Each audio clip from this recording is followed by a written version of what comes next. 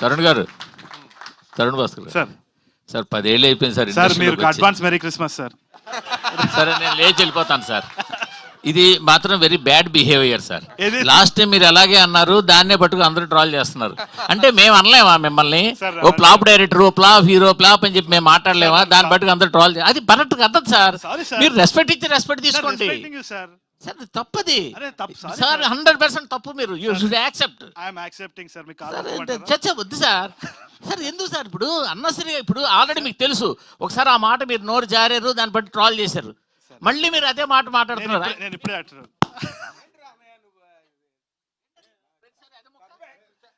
Sir. Sir sir sir sir sir sir మళ్ళీ మనం message చేసుకుంటాం, మాట్లాడుకుంటాం. ఎందుకు సార్ అది?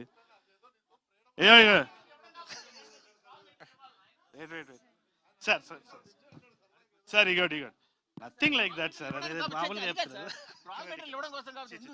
అరే లవ్ యూ సార్. అట్లా తెలియదు, మీరు అలగకండి సార్. వద్దు సార్, మనం వాళ్ళని వాపస్ ట్రోల్ చేద్దాం, మీరు నేను కలిసి. సార్ లేదు సార్. రండి చెప్పండి, మీరు అడుగుతున్నారు. అడిగారు, మీరు అడిగారు సార్. నాకు అలవాట్లేదు, అదే అలవాట్లేదు. సార్ చెప్పండి సార్ చెప్పండి.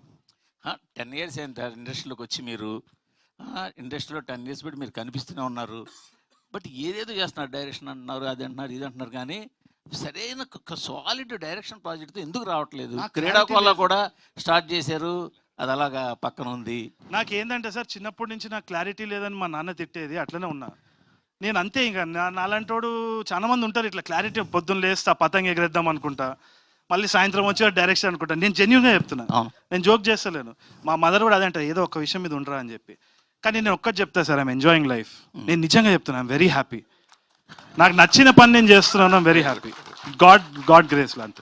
అంటే సురేష్ మూవీస్లో చిరకాలంగా అక్కడ సినిమా చేయడం కోసం ఉండిపోవడం వల్ల మీ డైరెక్షన్ కెరీర్ ఇలాగా రకరకాలుగా బ్రేకులు పడిపోతుంది అనుకోవచ్చా?